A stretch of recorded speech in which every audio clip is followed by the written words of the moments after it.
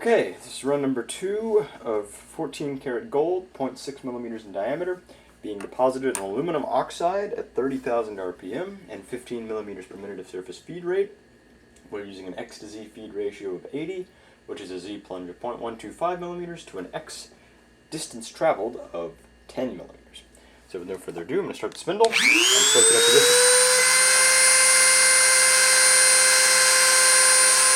Contact.